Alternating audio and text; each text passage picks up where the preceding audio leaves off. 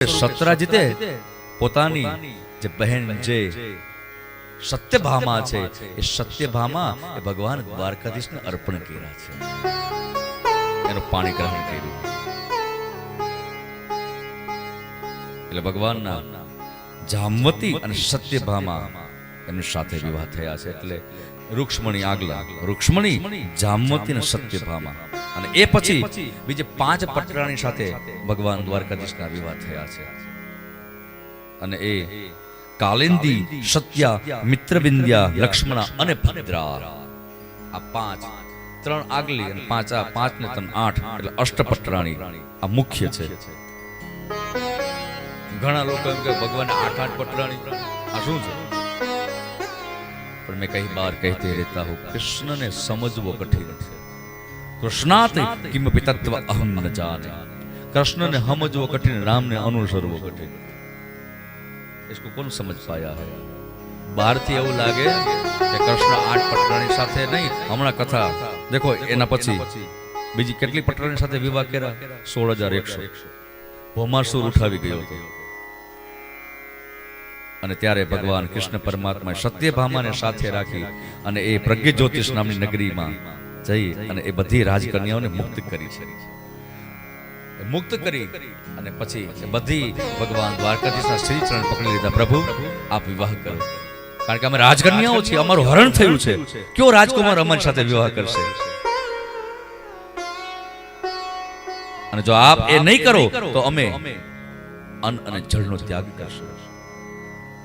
ભગવાન આ 16100 પટરાણીનો સ્વીકાર કર્યો છે. લોક કલ્યાણ છે, પરોપકારાય, પુણ્યાય, પાપાય પરપીડી. આપણને એવું લાગે કે આ 8 ને 16108 પટરાણી સાથે પ્રભુ વિવાહ કરે, પણ બહારની દ્રષ્ટિ તમે જોઈ તો એવું લાગે, પણ સત્ય તો યહી હે મેરે ભાઈ બહેન. 16100 એ પટરાણી નહીં, 16100 એ વેદની ઋચાઓ છે. અને જે 8 જે છે ये 8 ये कोई साधारण नहीं है, ये 8 अष्टधा प्रकृति है. આપણે જે પ્રકૃતિ જે છે ને એના 8 પ્રકાર છે, તેને તમેનું અષ્ટધા પ્રકૃતિ કહીએ છીએ. પ્રભુના વિવાહ આ પ્રકૃતિ સાથે થયા છે, જે પહેલેથી જ વરેલી છે. આ તો સ્ત્રીનું રૂપ લઈને આવી છે એટલે ભગવાન સાથે લગ્ન થયા છે, લેકિન ये तो पहले से ही विवाहित है, એ બ્રહ્મને વરી ચૂકી છે. એટલે 16108 પટરાણી સાથે પ્રભુના વિવાહ થયા છે.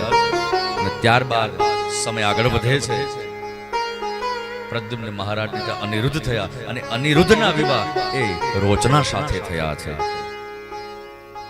અને આ જ્યારે વિવાહનો પ્રસંગ ચાલતો હતો ત્યાં આ બાજુ વિવાહ ચાલે છે અને આ બાજુ જુગાર દ્યુત રમાય છે.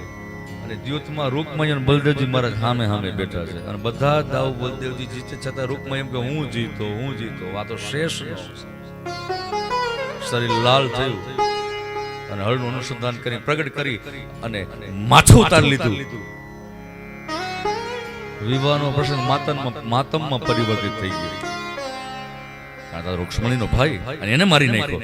અને પછી રૂકમણીનો વધ કરીને આમ ખભા પર હળ રાખીને બલદેવજી મહારાજ કૃષ્ણને પૂછે છે કે મોટા કનૈયા, મેં આ સારું કામ કર્યું ને? બરાબર કર્યું? આ ઠીક લાગનો હતો ને? બરાબર કર્યું? હવે ભગવાન શું કહે? બાજુમાં રૂક્ષ્મણી ઉભા છે. હજુ એમ કે મોટા ભાઈ, આ તમે બહુ સારું કામ કર્યું, આ લાગનો હતો, જરૂર હતી, બહુ સારું કામ કર્યું. બાજુમાં ઘરવાળી ઊભી છે, એમ કે મારા ભાઈને મારી નાખો, એમ કે સારું કામ કર્યું. ઘરનું માણા રિહાય. આ પ્રસંગમાંથી શીખવાનું છે, આવું જ બધું શીખવાનું. અને જો એમ કે મોટા ભાઈ, આ તમે તો જરાય સારું કામ નથી કર્યું, તો મોટો ભાઈ રિહાય.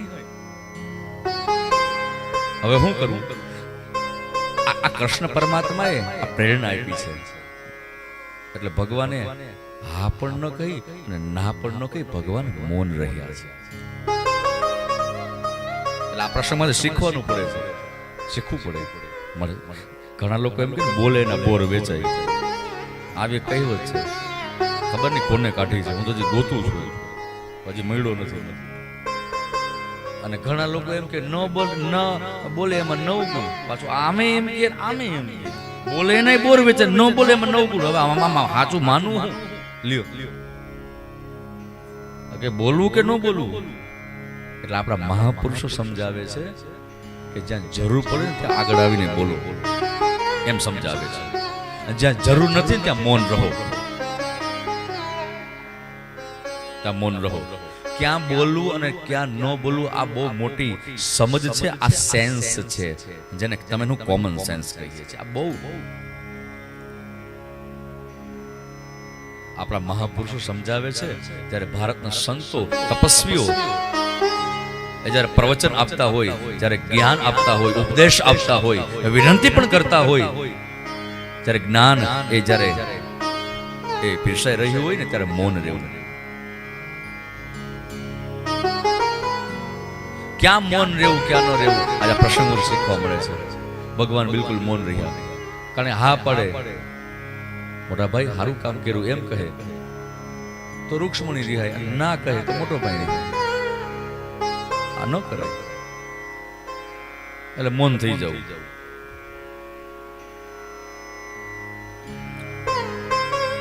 પછી તો વિવાહ સંપન્ન થયા છે.